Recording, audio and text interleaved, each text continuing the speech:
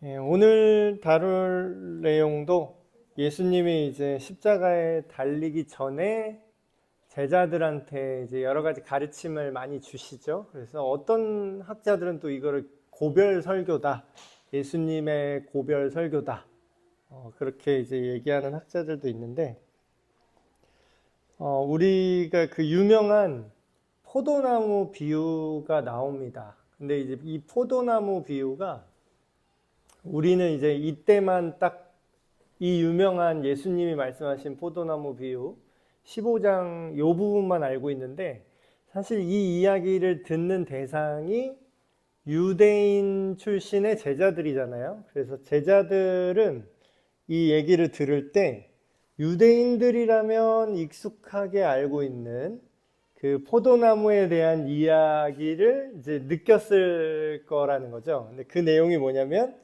이사야서 5장에 보면은 그 열매 맺지 못하는 이스라엘에 대한 얘기를 하십니다. 그래서 하나님이 이사야를 통해서 이스라엘 백성들을 이제 책망하는 그런 메시지를 전하시는데, 거기서 내가 포도원을 가꾸었다라고 그런 식으로 이제 하나님이 메시지를 주세요. 근데 내가 너희들에게서 너희를 잘 가꾸고 너희에게 뭐 거름도 주고 너희를 잘 해줬는데, 내가 너희에게서 좋은 포도를 얻을 걸로 기대를 했는데 오히려 너희들은 먹을 수 없는 안 좋은 포도만을 결과로 남겼다. 그러므로 이제 너희를 이제 심판하고 책망하는 그런 이제 내용이 이사야서 5장에 나옵니다. 근데 이제 거기서도 이미 포도나무 비유로 하나님이 포도원 농부라는 그 내용이 똑같이 나오는데, 거기서 이제 이렇게 얘기하죠. 너희에게 내가 정의를 바랬는데 도리어 너희는 포악하게 행동했다. 그래서 그게 단순히 이제 하나님을 잘 믿는다, 그거를 구약 성경이나 신약 성경이나 그리고 지금 우리가 믿는 믿음이나 하나님을 잘 믿는 거랑 우리 삶의 선한 삶을 사는 거를 구분하질 않아요. 그러니까 물론 이제 윤리 도덕적으로 다 산다고 하나님을 믿는 건 아니지만, 하나님을 믿는 사람들은 윤리 도덕적으로 살게 되는 그 일치하는 모습이 항상 구약이나 신약이나 계속 똑같이 얘기를 하고 있거든요. 근데 하나님의 그 선하심과 정의와 공의를 버리고 그냥 종교적인 우상 숭배뿐만 아니라 실질적인 삶에서 거짓과 도둑질과 각종 타락의 문제들이 너에게 나타났다, 이렇게 이사야 5장에서 책망하는 거거든요. 근데 이런 것들이 이제 열매가 무엇인지에 대한 이해, 그런 것들을 이제 예수님이 다시 한번 이사야서 5장 말씀을 통해서 제자들한테 다시 한번 이제 말씀해 주시는 그 포도나무 비유죠. 자, 오늘 한번 시작해 보겠습니다. 예수님이 하시는 말씀이죠. 나는 참 포도나무요, 내 아버지는 그 포도원의 농부시라. 정확히 이사야서 5장에 보면은 그 포도원을 가꾸는 하나님, 그 비유가 나옵니다. 무릇 내게 붙어 있어 열매를 맺지 아니하는 가지는 아버지께서 그걸 제거해 버리시고, 무릇 열매를 맺는 가지는 더 열매를 맺게 하려 하여 그것을 깨끗하게 하시느니라. 먼저 이제 예수님의 그 선언부터 보면은 나는 참 포도나무다, 이렇게 얘기를 하시는 게, 이 전장까지 이제 최후의 만찬 하던 그 장소에서 제자들과 대화를 나누시다가 일어나 여기를 떠나가자 하고 이제 14장이 끝났잖아요. 그래서 15장으로 넘어와서 우리는 이 이야기만 딱 듣는데, 아마도 최후의 만찬을 어느 장소에서 제자들과 하다가 거기서 어딘가로 이동하는 도중에 예수님이 이제 이 말씀을 하신 걸로 추측을 합니다. 근데 이제 갑자기 생뚱맞게 포도 얘기를 꺼내신 게 아니라, 추측컨대 이동하시다가 예루살렘 성전을 보시고 이 말씀을 꺼내셨다라는 해석들이 있어요. 그 이유가 뭐냐면 예루살렘 성전을 보면요, 성전 내부로 들어가는 문이 있는데 문이 뭐 여러 개가 있죠. 그 문 중에 금으로 이렇게 도금을 해놨대요. 굉장히 화려하게. 근데 그 성전 문 이렇게 붙어 있는 그 장식들, 외관 장식들이 있잖아요. 근데 그 장식 중에 황금 포도나무로 이렇게 멋있게 조각을 했던 뭘 달았던 어떤 도금을 했던 금으로 된 포도나무가 이렇게 외벽을 이렇게 장식하고 있는 거죠. 성전의 외벽을. 그래서 예수님과 제자들이 이제 지나가시다가 아마도 그 포도 장식을 보고서 이 얘기를 이제 꺼내셨을 거다. 그래서 아까도 말씀드렸듯이 이사야서 5장 1절에서 17절이 이제 부제가 포도나무의 노래라는 이제 별명이 있어요. 그래서 그 내용이 생각나서 이 이야기를 이제 시작을 하시는 거죠.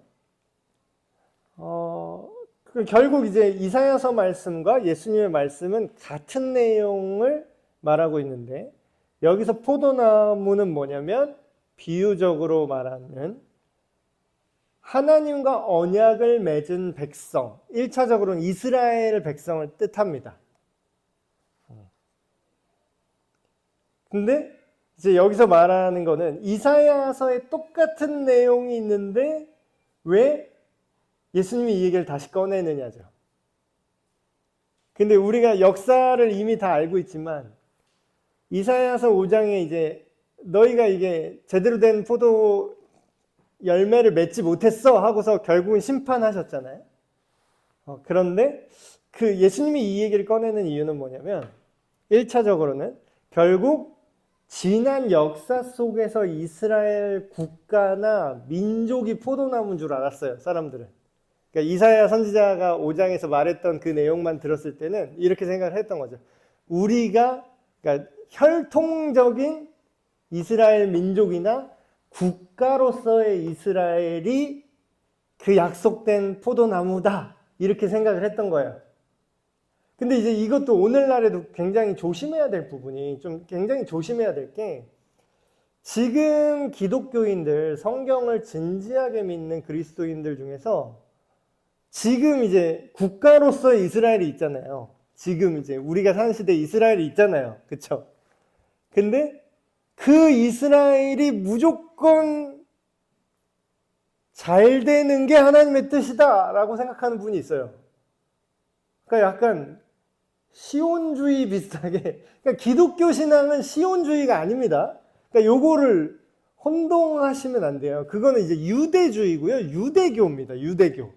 유대교는 뭐냐면요, 국가의 정체성과 신앙의 정체성이 하나예요. 그러니까 그 유대 국가로서의 이스라엘은 신정일치에서 출발했습니다. 국가 자체가 신정일치로 출발했다고요. 근데 물론 이제 그 출발한 신이, 신정일치할 때 그 신이 구약에 나타난 여호와 하나님, 우리가 오늘 성부 하나님으로 믿는 그 하나님과 같아요. 그건 맞아요. 근데 만약에 국가로서 이스라엘이 무조건 잘 되는 게 다 하나님의 뜻이라면 이사야서 5장에 나온 것처럼 책망하고 결국 이스라엘이 망했겠냐라는 거죠. 그러니까 우리가 이거를 그때부터 이어지는 연속성이 분명히 있긴 해요. 근데 그거는 어디에서 이어지는 거냐면 그 여호와 하나님의 말씀을 끝까지 믿고 따르는 자들에게 그 약속된 언약의 백성이라는 게 연결되는 거예요. 다시 말하면 그게 근데 결론이 뭐로 났어요? 구약에서 멈춘 게 아니라 신약에, 구약에 예언했던 그 나와 같은 선지자, 모세가 예언한 그 선지자, 그리고 시편 기자가 예언했던 그 아들에게 입맞춰라 했던 그 메시아 예언이 예수님이라고 연결이 됐잖아요. 근데 결국은 예수님을, 유대 민족이든 지금 뭐 이스라엘 혈통이든 이스라엘 국가든 국적이 이스라엘이든 아니든 예수님을 믿는 믿음 안에서 하나님의 백성이 되는 겁니다. 그러니까 그게 예수님까지 확장이 된 거예요. 그러니까 확장이 됐다기보다는 원래 원본이 예수님인데 그게 구약에는 완벽히 계시가 안 돼 있었던 것뿐이죠. 그래서 그 밝혀진 메시아가 예수 그리스도인데, 그러면 지금 유대인 국가를 응원하는 게 중요한 게 아니라 우리는 지금 유대 이스라엘을 응원한다면 어떻게 응원을 해야 될까요? 그들이 예수를 그리스도로 믿게 하는 걸 응원해야 되는 거죠. 그러니까 이거를 착각하는 분이 있어요. 그래서 결국은 여기랑 연결돼서 얘기할 수 있는 것도 뭐냐면, 이스라엘 국가가 포도나무가 아니에요. 이스라엘 혈통 민족이 포도나무가 아니라 누가 포도나무라 그래요? 내가 포도나무라고 얘기하잖아요. 예수님이. 그쵸? 그럼 뭐예요? 지금 국가로서의 이스라엘 혈통상으로 이스라엘 민족이 있겠죠. 물론 혼혈도 많이 됐다고 그래요. 순혈은 뭐 있지도 않을 거다 뭐 이런 얘기를 하는 사람도 있지만, 어쨌든 혈통으로서 이스라엘들이 있잖아요. 근데 우리는 어떻게 생각해야 되냐면, 우리는 어차피 혈통적으로나 역사적으로나 비이스라엘, 그러니까 성경 시대의 표현을 말하면 우리는 이방인이죠. 그러니까 이방인도 포도나무에 붙어져야 열매를 맺고, 하물며 이스라엘 민족, 국가도 어떻게 된다고요? 포도나무에 붙어야 열매를 맺는 거예요. 그래서 이 선언이 굉장히 중요한 의미를 갖는 겁니다. 그래서 하나님은 여기도 이제 써놨지만, 처음부터 이스라엘 민족들을 통해서 구원을 이루는 게 아니라, 국가로서의 이스라엘, 혈통으로서의 이스라엘로 구원을 하는 게 아니라요, 아브라함의 후손으로 오실 그 한 사람, 그래서 너의 후손들을 통하여라고 복수로 안 써 있고요, 그 성경 원어를 보시면요, 너의 그 자손으로 인해서 모든 민족이 복을 받을 것이다. 그러니까 단수로 얘기해요, 아브라함의 자손을. 그러니까 상식적으로 얘기하면은 자손은 복수형이어야 되잖아요. 자손이 한 명이 아니잖아요. 여럿이잖아요. 근데 거기서는 정확하게 단수로 표현합니다. 아브라함의 너의 그 자손을 통해서 모든 민족이 복을 받을 것이다. 그 자손이 오실 예수님을 의도하고 기록됐다라는 거죠. 그래서 결국 마지막에 보낼 진짜 이스라엘. 그러니까 여기서 말하는 이스라엘은 국적이나 혈통을 말하는 게 아니라 뭐예요? 하나님의 백성이라는 그 뜻. 하나님의 사람. 그 뜻이에요. 존재로서의 이스라엘입니다. 그럼 진짜 이스라엘은 예수님이라는 거죠. 그래서 그 예수님을 통해서 새로운 하나님의 백성들을 창조하실 것이다.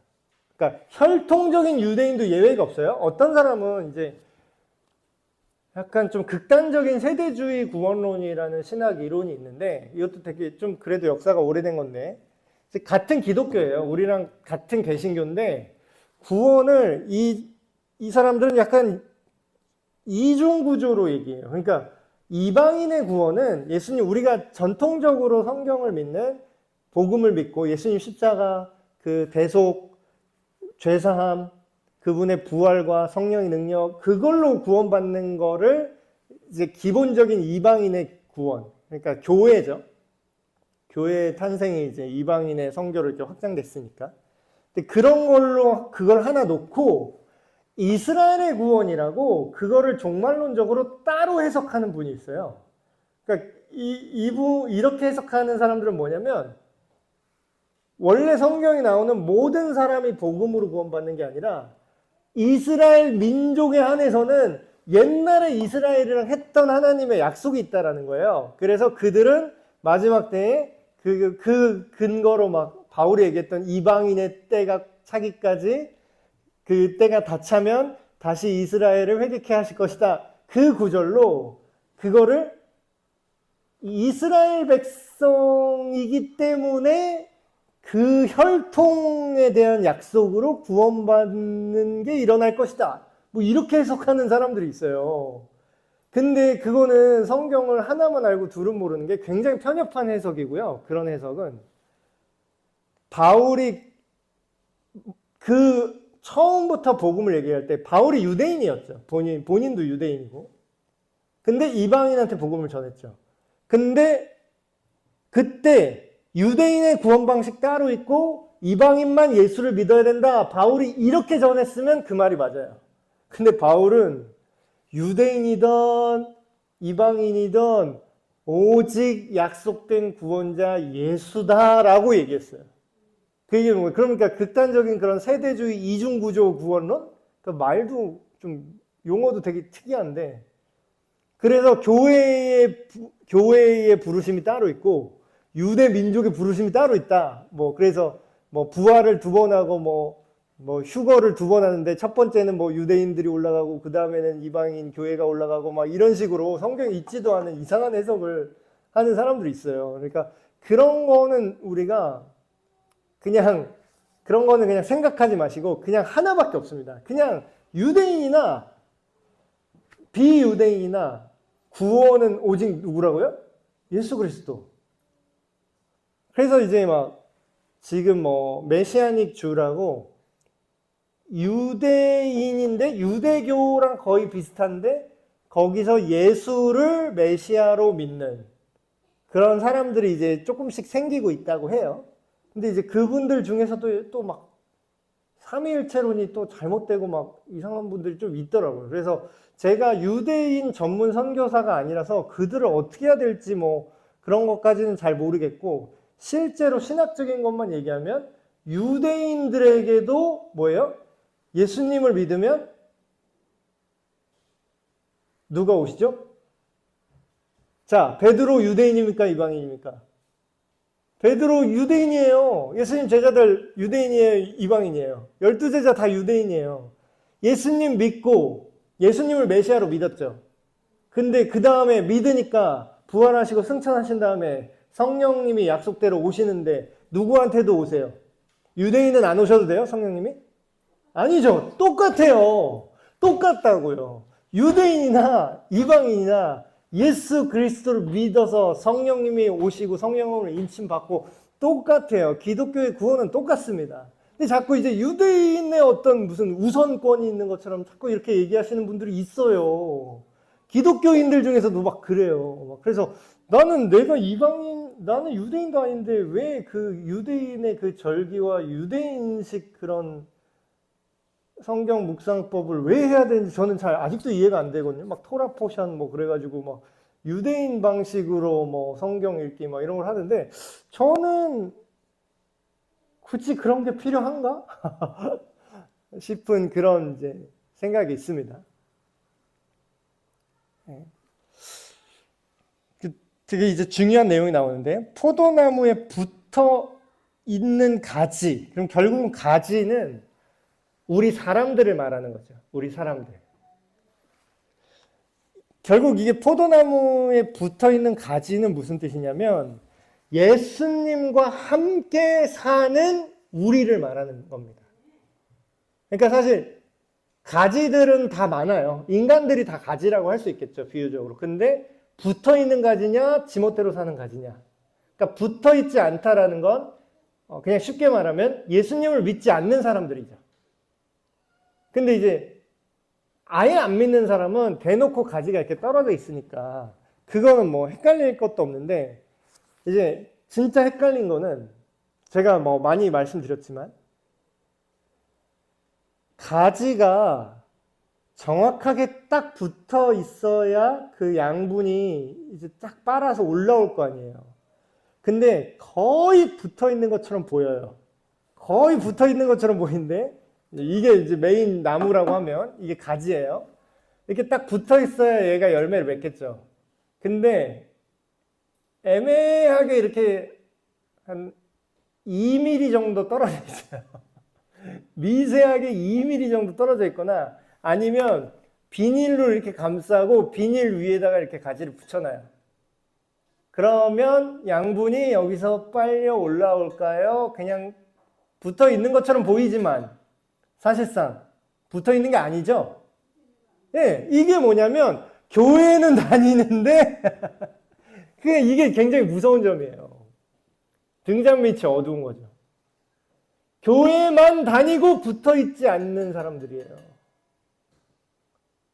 그러니까 제가 전에 일해봐서 잘 아는데, 교회를 다니지만 예수님과 복음에 대해서 제대로 이해를 못하고, 그리고 나아가서 복음을 제대로 이해하지 못했기 때문에 내 삶의 주인이 예수님으로 바뀐 적이 없는 거예요. 옛날에 제가 그랬거든요. 난 예수님 믿는 줄 알았어요. 나는 왜냐면 이 교리에 대해서 동의를 했거든요. 동의를 한 거죠. 아, 예수를 믿어야 지옥에 안 가고 천국에 가는 걸로 나는 배웠어. 그러니까 나는 그거 알아. 그러니까 나는 예수를 믿어야 되겠구나. 여기까지 동의해요. 근데 이게 예수를 믿는다고 생각하는 거지, 정말 예수를 믿는 게 아닌 게 어디서 티가 나냐면, 다 교회도 출석하고 뭐 할 거 할게요. 근데 예수를 위해서 산다? 이건 좀 오반데? 그렇게까지는 내 인생에, 여기까지는 내 인생이니까 여기까지는 참견하지 마시죠? 이 영역이 있는 거예요. 그럼 뭐예요? 예수님으로부터 내가 공급받고 빨아먹어야 되는데, 내가 내 거 알아서 할 테니까, 대충 붙어있는 척은 할 테니까, 당신으로부터는 내가, 당신만으로 내가 살 순 없어요. 이 뜻이잖아요. 그러니까 여기서 이제 되게 철학적인 표현인데, 내가 예수님을 주인으로 삼는다는 건 뭐냐면, 나의 모든 가치관과 세계관과 판단의 기준과 삶의 방향성, 우선순위, 이런 것들 있죠. 근데 이거는 다른 사람들도 다 있어요. 안 믿는 사람도 다 있어요, 이거는. 근데 뭐예요? 그게 예수님이 아닌 다른 걸로 살겠다라는 거예요. 예를 들면 내 야망, 내 성공, 뭐 돈 버는 거. 그럼 뭐예요? 결국은 바빠요. 바쁜 건 없어요. 우선순위가 다른 거지. 아무리 바빠도 밥은 드세요. 아무리 바빠도 잠은 주무시잖아, 집에서. 그런 거예요. 그러니까 예수님처럼 하고 싶진 않아요. 우선순위가 바뀐 거죠. 그러니까 그거는 붙어 있는 게 아닌 거예요. 근데 그렇게 되면 어떻게 된다고요? 결국 공급받지 못하기 때문에 말라 비틀어진다. 그래서 이제 구원이라는 게 면죄부 정도가 아닙니다. 내가 예수 믿으면 나 죄 없다고 쳐준다. 그냥 면죄부 같은 것만이 구원이 아니에요. 그러니까 진짜 구원의 전체 그림은 뭐냐면요. 죄만 용서받고 처벌만 안 받는 게 아니라 우리가 예수님과 하나가 돼서 연합되어 있는 상태예요. 그러니까 가족같이 되는 거예요. 배우자같이 되는 거예요. 그러니까 운명 공동체 같은 거예요. 같은 배를 타는 거예요. 예수님이랑 내가 같은 배 타는 거예요. 그러니까 내가 내 알아서 할게요. 내 인생 따로 갈게요가 안 통해요. 왜냐하면 같은 배를 탔는데 어떻게 내 인생을 따로 살아? 근데 그 배는 심지어 누가 운전해요? 예수님이 운전하는 배에 내가 타는 거예요. 그게 붙어 있다라는 뜻입니다. 그게 진짜 거듭난 그리스도인이고요. 그게 진짜 구원받은 그리스도인이에요. 그래서 예수님을 믿음으로 우리가 연합되는 거죠. 그래서 지난 시간에도 계속 얘기했잖아요. 너가 내 안에, 내가 너 안에.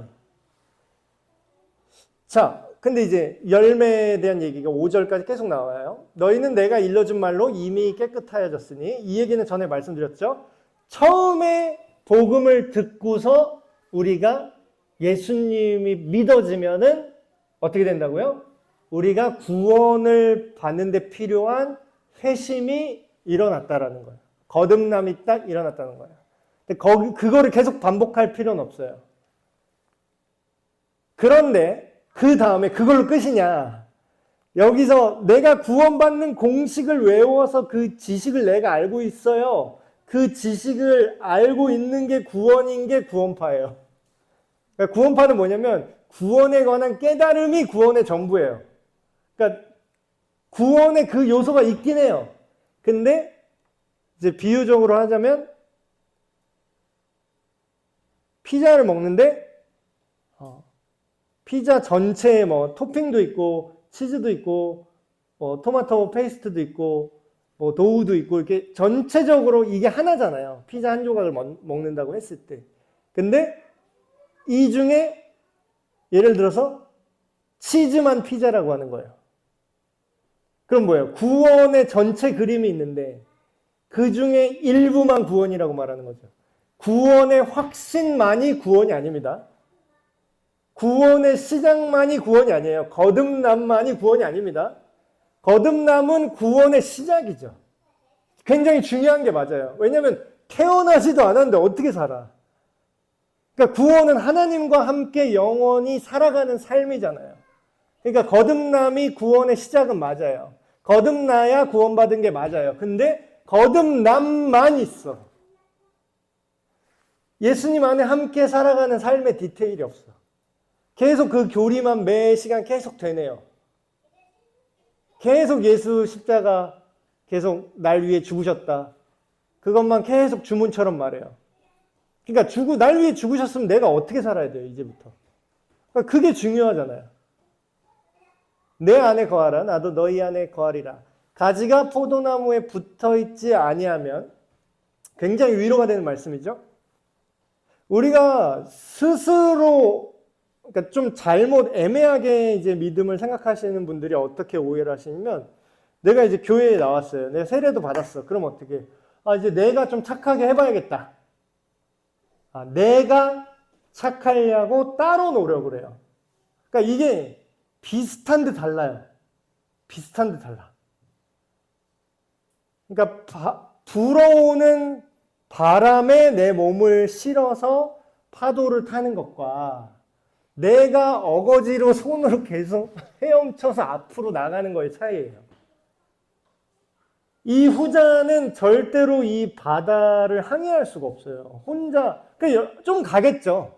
좀 이렇게 몇 미터 수영 잘하면 한 2km 정도 가겠죠. 근데 결국은 물에 빠져 죽어요. 이렇게 혼자 힘으로 헤엄치면. 그럼 뭐예요? 근데 실제 구원은 뭐냐면 우리가 스스로 열매를 맺으려고 노력해서는 열매를 맺을 수가 없다는 거예요. 여기서 말하는 열매는요. 잠깐 반짝 착하게 사는 거면 우리가 할 수 있어요. 근데 여기서 말하는 열매는 뭐예요? 우리 죽을 때까지 사는 삶의 모든 내용입니다. 자, 심지어는 어떤 얘기까지 하냐면 주님을 위해서 눈 한번 딱 감고 순교할 수 있어요. 어떤 사람이 이렇게 얘기해요. 그것도 쉬운 일은 아니지만 내가 그냥 눈 한번 딱 감고 나 예수 믿을래요 하고 팍 죽으면은 그건 한순간이에요. 근데 순교보다 어떤 면에서 더 어려운 건 뭐냐면 매일의 삶 속에서 순종하는 건 굉장히 어렵습니다. 왜 어렵냐고요? 한순간이라도 어겨지면은 그건 어겨지는 거니까.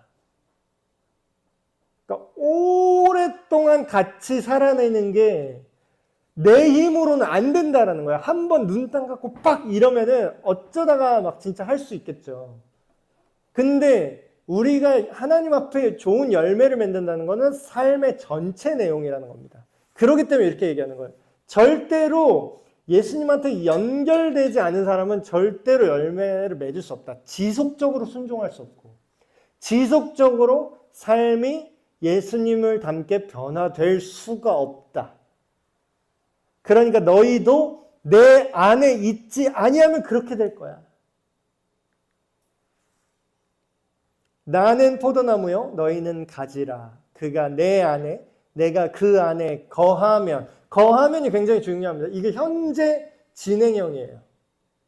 자, 과거 완료가 아니에요. 과거 완료. 우리가 거듭나는 건 뭐죠? 과거 완료입니다. 과거 어느 한 시점에 우리는 예수님이 믿어졌어요. 복음이 믿어졌어요. 그래서 우리가 새로운 존재로 하나님의 자녀로 다시 태어나요. 이거는 과거에 있었던 단회적인 사건입니다. 이거는 맞아요. 이미 끝난 내용이에요. 근데 뭐예요?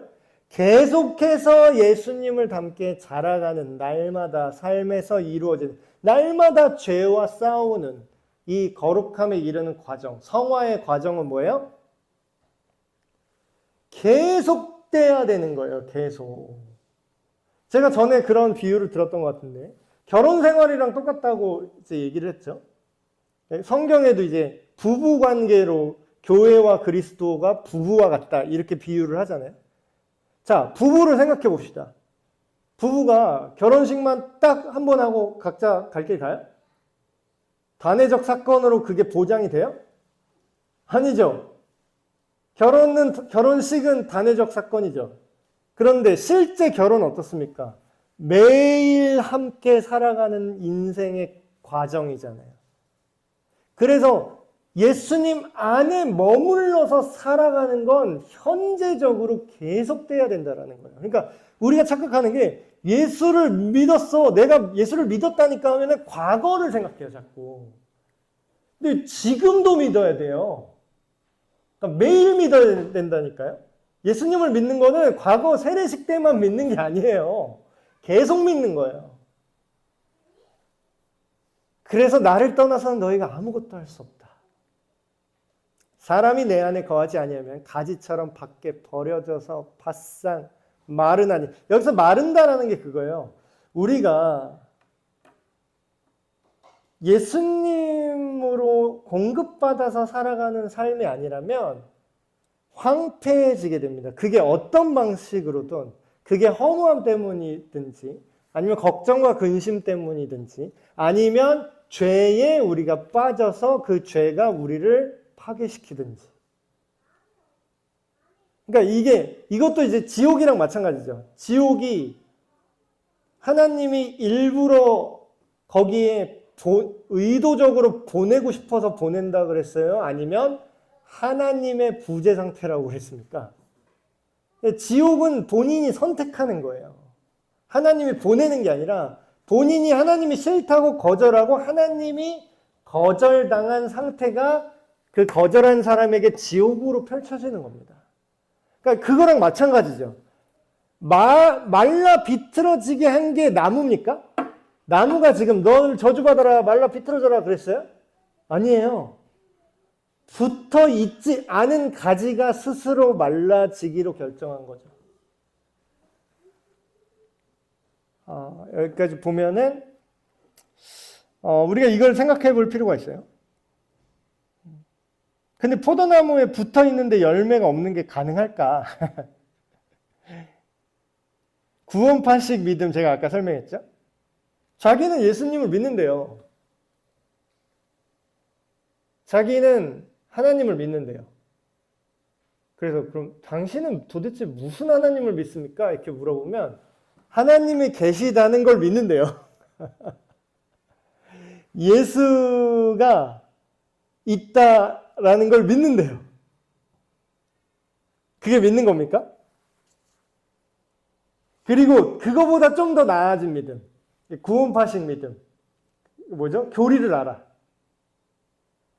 예수님의 십자가에서 예수님 십자가 지심은 우리 모두의 죄를 용서하기 위함입니다.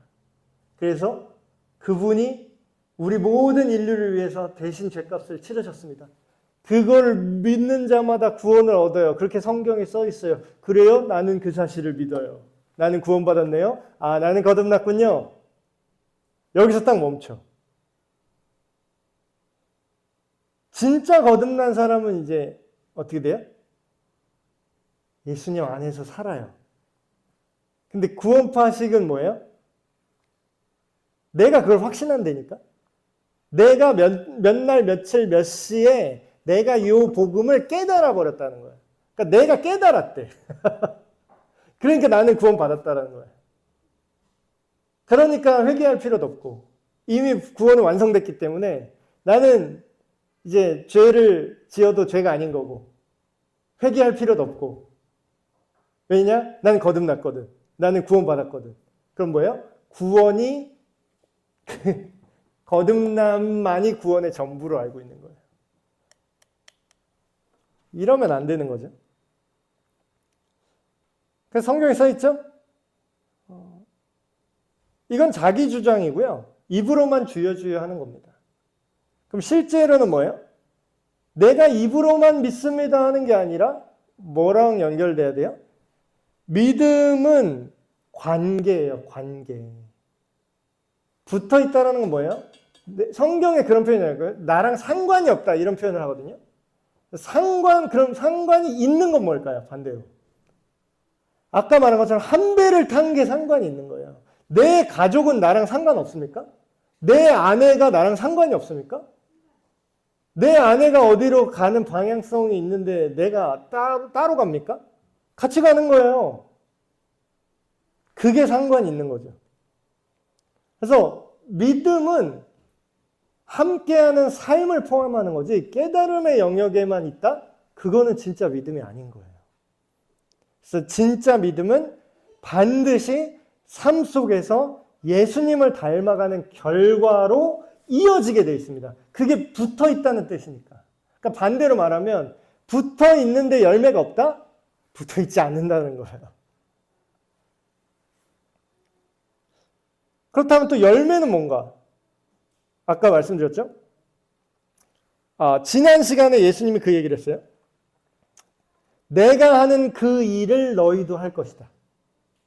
이 맥락에서 그 다음에 15장을 지금 말씀하신 거잖아요. 그럼 삶으로 드러난 열매가 뭐냐? 우리는 옛날에 이렇게만 얘기했어요. 그럼 선한 삶이구나. 좋은 열매, 거룩한 삶, 착한 행실이 드러나는 거다. 그것도 맞아요. 근데 그것만이 아니라 뭐예요? 하나님을 닮은 선한 삶뿐만 아니라 제자들이 어떤 일을 하게 될 거라고요? 예수님이 하셨던 일을 하고 그거보다 더 큰 일을 한대요. 그게 뭐냐면 복음 전도와 선교의 열매죠. 그럼 예수님 안에 붙어있는 사람한테 드러나는 삶의 특징들, 결과들은 뭘까요? 복음을 전하게 되고 선교에 힘쓰고 그리고 제자들 내면의 인격적인 변화. 여기에 윤리 도덕적인 게 반드시 포함되죠. 그러니까 이게 다 같이 가야 되는 거예요. 근데 막 예수님 믿는 거에다가 무슨 사회복음 이렇게 물타는 사람들 있죠. 선행이 곧 복음인 것처럼 얘기하는 사람들 있어요. 막 해방신학 이런 거 하신 분들. 억압받는 이 땅의 민중을 해방시키는 것이 복음입니다. 예수님이 가난한 자들을 고치시고 도움을 주셨지만요. 그게 복음은 아니에요. 그건 복음을 믿는 사람들한테 펼쳐지는 인격적인 변화지 사람들을 도와주고 가난한 자 구제하는 게 복음은 아니라는 거예요. 그러니까 이제 순서가 반대로 됐어요. 예수님 안에 이 복음을 깨닫는 사람이 가난한 자들 돕고요. 선을 행하게 되는 거지. 가난한 자들 돕고 선을 행한다고 이 예수님 안에 붙어 있게 되진 않아요. 그러니까 순서가 뒤집힌 거죠. 너희가 내 안에 거하고 내 말이 너희 안에 거하면 무엇이든지 원하는 대로 구하라. 그리하면 이루리라. 이거 이제 기도에 대해서 얘기할 때 많이 인용했던 구절이죠. 여기서 중요한 거는 무엇이든지 원하는 대로 구하라가 아니라고 제가 말씀드렸습니다. 무엇이든지 원하는 대로 구하라. 이거랑 비슷한 거 지난 시간에 제가 말씀드렸죠. 그 성 어거스틴이 얘기했던 말. 하나님을 사랑하라. 이게 대전제고 그러면 그게 되면 그 다음에 그리고 네가 하고 싶은 걸 하라. 이랬잖아요. 그거랑 똑같은 얘기입니다. 자, 하나님을 사랑한다라는 게 어떤 거냐면 자기 마음대로 사랑하는 게 아니라요. 하나님이 사랑한 것처럼 사랑하는 거예요. 자, 예수님이 너희가 나를 사랑하면 너희가 어떻게 할 거라고 얘기했죠? 지난 14장에. 너희가 나를 사랑하면 너희가 내 계명을 지킬 거라고 했어요. 그럼 내 계명은 뭐냐? 서로 사랑하라. 그거라고 말씀하셨죠. 뒤에 나오는데. 그럼 뭐예요? 하나님을 사랑하면 이 너희가 내 안에 거하고 예수님의 말이 우리 안에 머물게 된다는 거예요. 그럼 이게 무슨 뜻이에요? 내가 하고 싶은 걸 막 마음대로 로또 번호 알려주세요를 구하게 되나요? 하나님의 뜻에 합당한 일이 이루어지길 나도 원하게 된다는 뜻이죠. 그럼 뭐예요? 하나님을 사랑하면 하나님과 상관없는 다른 것을 원하게 되는 게 아니라 하나님의 말씀과 하나님의 뜻이 하늘에서 이루어진 것처럼 이 땅에도 이루어지길 원하게 돼요. 그러면 원하는 걸 마음대로 구하라는 건 무슨 말이에요? 이 맥락에서. 예수 그리스도의 복음을 전해서 죄로부터 자유를 주고 구원을 받게 하도록 너희도 간구하라. 그 뜻이죠. 그래서 아무거나 욕심대로 말한다고 예수님 이름 팔면 다 된다는 뜻이 아닙니다. 너희가 열매를 많이 맺으면 내 아버지께서 영광을 받으실 것이요 너희는 내 제자가 되리라. 이것도 연결되는 거죠. 우리가 옛날에 막 사랑의 교회 돌아가신 고 옥하는 목사님 살아계실 때 제자 훈련이 굉장히 유행했었잖아요. 한국 교회 안에 제자가 되어야 된다. 제자 훈련, 제자의 도, 제자의 길 그래가지고 예수님의 복음을 거듭나는 복음만 얘기하는 게 아니라 그 다음에 우리가 어떻게 살아야 되냐. 제자로서 이 땅에서 우리가 앞으로 어떻게 살아야 되냐라는 걸 굉장히 체계적으로 가르쳤던 그런 프로그램이 있습니다. 저도 이제 그걸 가르쳐 본 적이 있고. 근데 이제 가장 큰 오해 중에 하나가 그거를 사람들이 어떻게 생각하냐면 아니 난 거듭났으니까 됐어. 아니 난 이미 하나님의 자녀가 됐는데 뭐 나 세례 받았어. 나 이제 구원 받았어. 제자도 제자 훈련? 아우 그거는 좀 그 프로들 그 선수들 좀 더 고급 과정. 아이 나는 그런 것까지는 부담스러워. 이런 생각하는 사람이 굉장히 많거든요. 엄청난 착각입니다. 엄청난 착각이에요.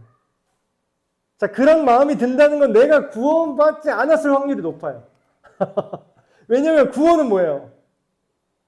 예수님과 함께 살아가는 거잖아요.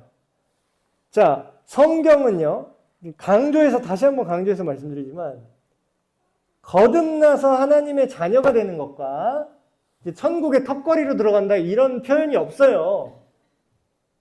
아니, 물론 상황적으로 그런 상황이 있을 수 있겠죠. 죽기 직전에 겨우 믿을 경우.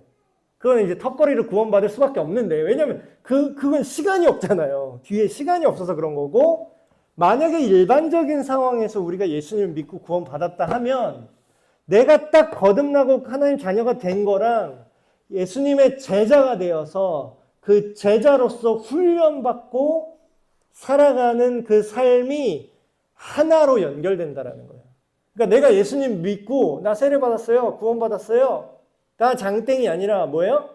그러면 당신은 예수님의 제자가 되셔야 된다는 뜻입니다. 근데 구원은 받고 싶은데 제자가 되긴 싫어. 그 뭐랑 비슷하죠? 옛날 신목사 어렸을 때 가짜 믿음이랑 되게 비슷하지 않아요? 나는 예수 믿으니까 구원 받았어. 구원은 받았어. 천국은 이제 갈 수 있어. 근데 예수님 뜻대로 사는 건 좀 마음에 안 들어. 그러니까 나는 내 인생 내가 알아서 할게요. 난 제자 되는 건 좀 부담스러워요. 이런 마음은 뭐라고요? 구원 안 받은 사람입니다. 그래, 이 얘기예요. 열매를 많이 맺으면 제자가 될 거라고 예수님이 얘기하시죠. 근데 이거는 결국 똑같은 얘기예요. 열매를 누가 맺는다고요? 붙어 있는 자만 열매를 맺는다 그러죠. 그럼 안 붙어 있는 자는 열매를 못 맺잖아요. 근데 열매를 많이 맺으면 제자가 된대요. 그럼 결국은 같은 얘기죠. 예수님한테 딱 붙어 있는 사람만 구원받고 열매를 맺고 제자가 된다라는 거예요. 자, 제가 거짓말한 거 아니죠. 지금 제자가 되는 거랑 구원받는 거랑 별도인가요? 하나인가요? 하나잖아요. 지금 예수님 말씀을 통해서 우리가 유추할 수 있잖아요. 그리고 심지어는 예수님이 승천하시기 전에 지상 대명령이라고 마지막 제자들한테 남기고 가신 그 말씀이 뭐죠? 너희는 가서 모든 민족으로 어떻게 하라고요? 어쩌라고요? 뭘 만들라고요? 제자를 만들어라. 누구의 제자? 니네 제자? 아니요. 내가 너희에게 분부하고 가르친 모든 것을 가르치고 지키게 되는 제자. 예수의 제자들을 만들어라. 세례를 주어라. 그게 뭐예요? 나 세례 받았어요. 나 세례 교인이에요. 나 구원 받았어요. 나 교회 회원이에요. 세례를 받을 때 그 조건이 뭐예요? 가서 세례를 주고, 근데 누굴 세례를 줘요? 제자를 삼는 사람을 세례를 주는 거예요. 그럼 뭐예요? 세례 받고 나 등록교인 됐다. 자, 이제 대충 주일 출석 좀 하고 대충 그냥 사회생활 하면서 교회에 적이나 두고 죽으면 그냥 장례 예배 집례해주면 목사님이 장례 예배 집례해주면 나 그냥 천국 가겠지. 아쉽게도 이렇게 구원받는 사람은 없습니다. 제자의 삶을 살지 않았다는 건 당신이 구원받지 않았다는 걸 열매가 없기 때문에 그게 드러나게 되는 거예요. 아버지께서 나를 사랑하신 것 같이 나도 너희를 사랑하였으니 나의 사랑 안에 거하라. 계속 거하라. 머물러라. 계속 그 안에서 살아라. 계속 삶의 모든 방향이 함께 가야 된다. 그 얘기를 계속하고 있죠. 근데 그 본질이 뭐죠? 사랑하라 그래요. 사랑 안에 머물러라 그래요. 내가 아버지의 계명을 지켜 그의 하나님의 사랑 안에 거하는 것 같이 너희도 내 계명을 지키면 내 사랑 안에 머물 것이다. 자, 이건 결국 같은 얘기입니다. 예수님의 사랑 안에서 우리가 살아간다는 건 뭐예요? 막 그 이상한 얘기하는 사람들 막 예수님처럼 차별과 억압하지 않고 모든 것을 포용하고 사랑해야지 어떻게 혐오와 분열을 일삼는가? 그건 네 방식의 사랑이지. 그건 네 생각이고 그건 네 생각의 예수님 사랑이고 예수님의 사랑은 뭐라 그래요? 계명을 지키는 게 예수님의 사랑이래요. 예수님의 계명이 뭐라 그래요? 간음하지 말라.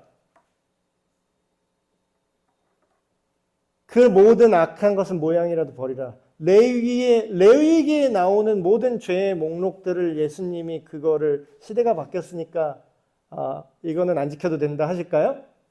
율법은 1.1획도 폐하지 않을 것이다. 누가 얘기했죠? 예수님이 말했어요. 그거는 율법의 겉의 형식이 영원하다는 뜻이 아니라 율법의 본질, 그 본래 의도는 영원히 없어지지 않는다고요. 그럼 뭐예요? 레위기에 나오는 수간하지 말아라. 그 굉장히 자세한 조항을 얘기합니다. 너의 아버지의 아내와 동침하지 말아라. 막 너의 이모와 동침하지 말아라. 막 이런 거 다 써 있어요, 레위기에. 그 남색하지 말아라. 다 써 있어요. 그럼 뭐예요? 예수님의 계명은 그 안에 그게 포함이 되잖아요. 근데 지가 뭔데 예수님의 계명을 어기면서 그게 예수님의 사랑이래. 그러니까 뭣도 모르고 헛소리 하는 거죠. 그럼 뭐예요? 그 사랑 안에 머무는 건 뭐예요? 예수님을 사랑해야만 그 계명 안에 머물 수 있다라는 거예요. 뒤집어 말하면 예수님이 하신 계명을 지키는 것이 예수님을 사랑하는 거예요. 그러니까 구원은 뭐예요? 여기 붙어 있는 게 구원이라고 얘기하는 거죠. 지금 계속. 포도나무이신 예수님께 가지인 우리가 붙어 있는 게 구원인데 그 붙어 있는 과정 자체가 예수님을 사랑하는 거고 예수님의 말씀에 순종하면서 살아가는 것. 오해하지 마실 게 내가 죄를 저질렀어요. 그러면 바로 똑 부러지냐 이 가지가. 그건 아니에요. 여기서 말하는 거는 우리가 죄를 1g도 한순간도 저지르지 말고 언제나 완벽한 상태를 유지해야만 구원받는다라는 뜻이 아닙니다. 우리가 죄를 지어도 하나님의 은혜에 호소하면서 우리가 그 죄로부터 어떻게 하라 그래요? 예수님이 오늘날 우리에게 죄 지은 자를 용서해 준 것 같이 뭘 어떻게 해달라고요? 우리의 죄를 용서하여 주십시오. 뭐예요? 용서를 통해서 우리가 용서하심을 간구하는 기도와 회개를 통해서 우리가 여전히 붙어 있는 은혜를 누릴 수 있다는 거예요.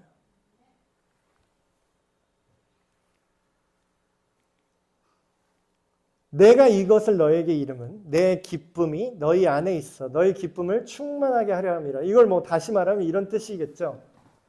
우리가 구원을 확신하지 못하면 굉장히 불안하잖아요. 근데 이게 네가 똑바로 살아. 다른 종교는 그렇다고 말씀드렸죠. 네가 알아서 착하게 살아. 네가 알아서 죄 짓지 말고 네가 선하게 살면 네가 좋은 업을 쌓을 거야. 뭐 이런 식으로 얘기하잖아요. 근데 얼마나 불안해요. 그렇게 살면. 모든 인생의 책임이 다 나한테 있고 나 혼자 했는데 한순간이라도 삐끗하면 끝장나는 인생이잖아요. 근데 뭐예요? 지금까지 예수님이 우리에게 알려준 열매는 네가 맺는 게 아니야. 나한테 붙어 있기만 하면 내 능력이 너에게 흘러가서 너희가 선한 열매를 맺고 나와 함께 자라날 거야. 그럼 뭐예요? 이게 얼마나 기쁨이 됩니까? 이게 얼마나 안심이 돼요? 이게 구원의 기쁨이에요. 내 계명은 곧 내가 너희를 사랑한 것 같이 너희도 서로 사랑하라 하는 이것이니라. 자, 아까 말씀드린 게 이런 구절 가지고 얘기해요. 예수의 가르침은. 근데 꼭 이상한 애들은요, 예수님이라고 안 그러고 예수라고 반말을 하더라고요. 인간 예수, 뭐 이러면서.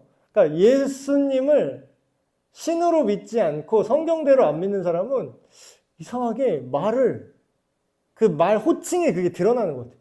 예수가 이렇게 말했다. 예수의 가르침은 사랑하는 것이었는데 너희는 서로 차별하고 미워하라고 하는구나. 왜 차별금지법을 반대하냐 막 이래. 근데 뭐예요? 네 방식대로 사랑하는 건 아무 의미가 없다고요. 예수님의 계명이 그냥 사랑하라, 네 맘대로 사랑하라가 아니라 뭐예요? 내가 너희를 사랑한 것처럼 사랑하라고요. 자, 여기서 예수님이 우리를 어떻게 사랑하셨는지 생각해 봅시다. 예수님이 우리를 사랑하신 가장 큰 증거가 뭐죠? 십자가죠. 하나님이 세상을, 여기서 말하는 세상은 세상 모든 사람들이죠. 하나님이 이 세상에 있는 모든 사람들을 사랑하셔서 그 독생자를 십자가에 죽기까지 내어 주셨다. 그럼 뭐예요? 예수님이 우리를 사랑하는 거는 어떤 사랑이죠? 죄를 지어도 괜찮아. 계속 하던 거 마저 하렴. 죄를 지어도 괜찮다. 사랑한다. 인권이다. 그게 너의 권리다. 존중한다. 계속 동성애든 뭐든 하렴. 동성애뿐만 아니라 간음이든 불륜이든 마음대로 하렴. 뭐 성매매를 하려면 하렴. 사랑한다. 용납한다. 차별하지 않는다. 이건 예수님의 사랑이 아니에요. 예수님은 죄에 대해서 굉장히 강경하셨습니다. 예수님은 죄를 굉장히 혐오하세요. 그 증거가 어딨냐면 예수님의 십자가가 그 증거입니다. 죄를 얼마나 싫어하고 죄를 얼마나 미워하셨으면 하나님이 이걸 그냥 넘어갈 수가 없어서 누군가는 이 죄값을 치러야 돼. 누군가는 이 죄를 위해서 대신 내 분노를 받아야 돼. 하나님께서. 그럼 뭐예요? 동성애든 이성애든 불륜이든 간음이든 거짓말이든 똑같이 하나님이 예수님을 잡아 죽여야 될 정도로 화가 나는 죄였다라는 겁니다. 그럼 예수님이 우리를 사랑한 방식은 뭐예요? 죄를 용납하는 게 사랑이 아니라 죄를 씻겨주기 위한 것이 예수님의 사랑이에요. 죄를 죽여버리고 죄값을 치르고 죄로부터 우리를 자유 얻게 하는 게 예수님의 사랑이에요. 예수님이 우리를 사랑하신 방식이에요. 그게 예수님이 우리를 사랑한 것처럼 우리가 어떻게 하라고요? 그 방식으로 서로 사랑하라는 거예요. 그럼 뭐예요? 저 막 이상한 예수의 가르침 하면서 아무거나 다 죄도 사랑하라고 하는 그거는 예수님처럼 서로 사랑하는 거예요? 예수님을 십자가에 또 못 박는 거예요?